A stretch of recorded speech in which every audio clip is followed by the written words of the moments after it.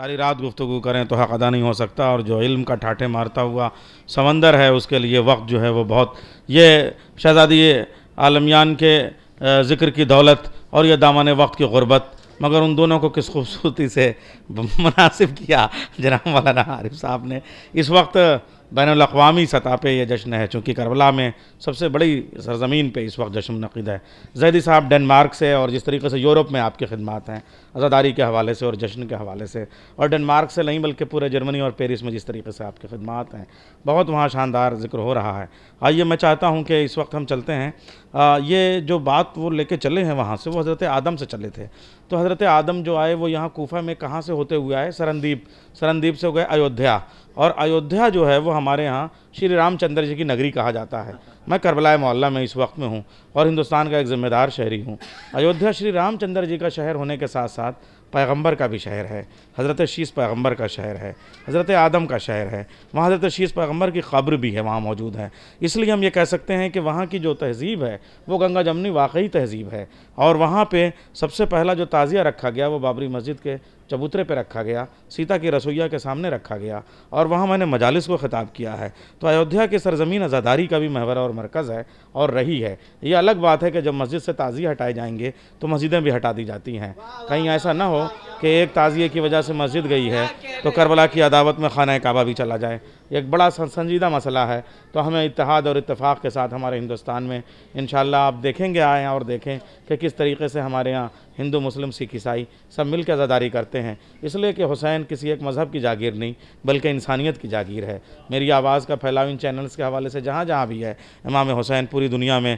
پیغام کو عام کرتے ہیں۔ سراج بھائی اس وقت موجود ہمارے مہمان خصوصی اور مہمان ذی وقار کی حیثیت سے یہ مجالس منعقد کرتے ہیں۔ تمام غیر مسلم ابین کی مجلس جو والدہ گرامی کی مجلس ہوئی ہے، پوری دنیا سے ہمارے غیر مسلم بھائیوں نے اس میں شرکت کی ہے۔ تو آج بھی کربلا معلیٰ میں ہندوستان سے کم ابھی غیر مسلم زائرین کی تعداد کتنی ہے، غیر شیعہ حضرات کی اسی ہوٹل میں کتنے ہمارے سنی بھائی بھی موجود ہیں۔ تو حسین تو سب کے ہیں، چرخ نوے بشر کے تارے ہیں حسین، چرخ نوے بشر کے تارے، انسان کو بیدار تو ہو لینے دو، ہر قوم پکارے گی ہمارے ہیں حسین۔ یہ ساری رباعیاں، مگر میرے پاس وقت بالکل نہیں ہے، میں گزارش کروں گا جناب چندن سانیال صاحب سے جو ایودھیا اور فیض آباد کی سرزمین سے۔ اودھ کا مطلب ہوتا ہے، ہمارے ڈنمارک سے حضرات موجود ہیں، یہاں یورپ کے لوگ موجود ہیں، اس لیے میں کہنا چاہتا ہوں، پاکستان سے عادل بھائی ہمارے موجود ہیں۔ اودھ کا مطلب یہ ہوتا ہے جہاں کبھی ودھ نہ ہو، یعنی جہاں کبھی قتل نہ ہو۔ ایودھیا کا مطلب ہوتا ہے جہاں کبھی یدھ نہ ہو، جہاں کبھی جنگ نہ ہو، امن کی جگہ ہے۔ یہ ہم لوگ جو ہیں وہ اس امن کے ماحول کو دنیا کے سامنے پیش کرتے ہیں۔ تو آ گیا ہوتا، تو میں چندن صاحب کے 2 مصروں سے آپ کا استقبال کرتا ہوں۔ آ گیا ہوتا جو بھارت میں قدم عباس کا، آ گیا ہوتا جو بھارت میں قدم عباس کا، ہندوؤں کے گھر میں لہراتا علم عباس کا۔ تو جناب چندن سانیال صاحب موجود ہیں، ان مصروں کے خالق، ان سے گزارش کروں گا کہ بارگاہ شہزادی کونین میں، بارگاہ اہل بیت میں خراج عقیدت پیش کریں۔ کلام وہ بعد میں پڑھیں گے، صلوات پہلے ہم سب مل کے پڑھیں گے۔ کہ علی کے لہجے میں بولی خیریت گزری، کہ علی کے لہجے میں بولی یہ خیریت گزری، کہ قیامت آتی جو لب اپنے کھولتی زینب، کہ قیامت آتی، کہ دیار شام میں شولوں کی آندھیاں چلتی، اگر جو لہجے زہرا میں بولتی زینب، علی کے لہجے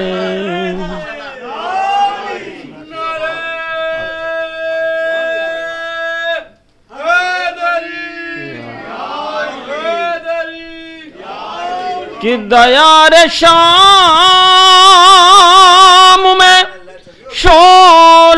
کی آندھیاں چلتی اگر جو لہجہ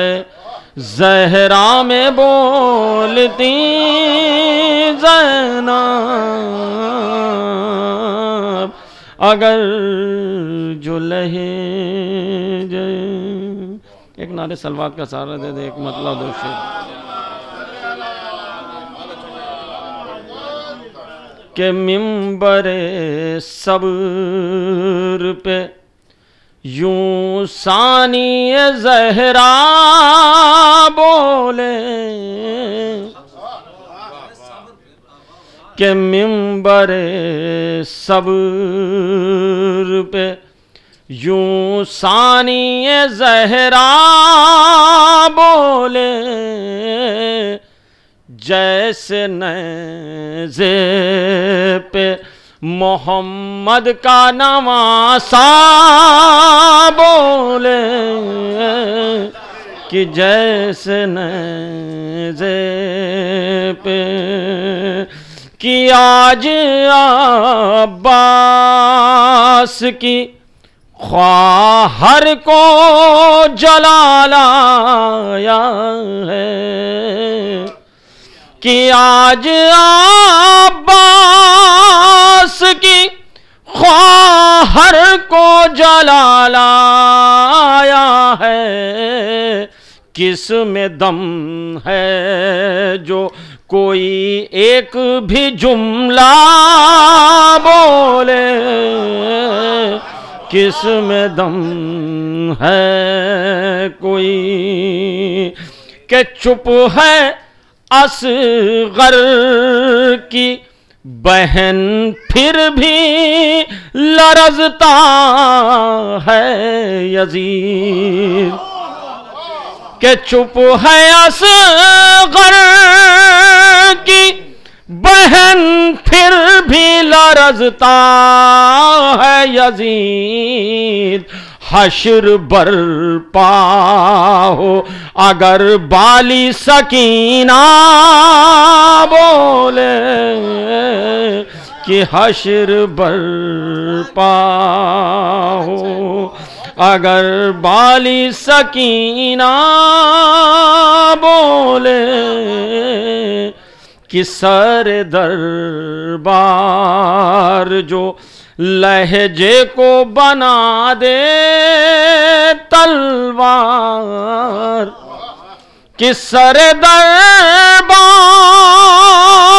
جو لہجے کو بنا دے تلوار اس خطیبہ کے مقابل میں کوئی کیا بولے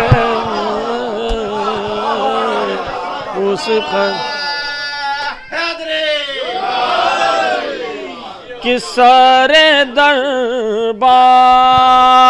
جو لہجے کو بنا دے تلوار اس خطیبہ کے مقابل میں کوئی کیا بولے اس خطیبہ کے. اور یہ آخری شعر کہ دین اسلام کو مرنے سے بچایا شہ نے کہ دین اسلام کو مرنے سے بچایا شہ نے دی پناہ اس تو حسین اس لیے خواجہ بولے دی پناہ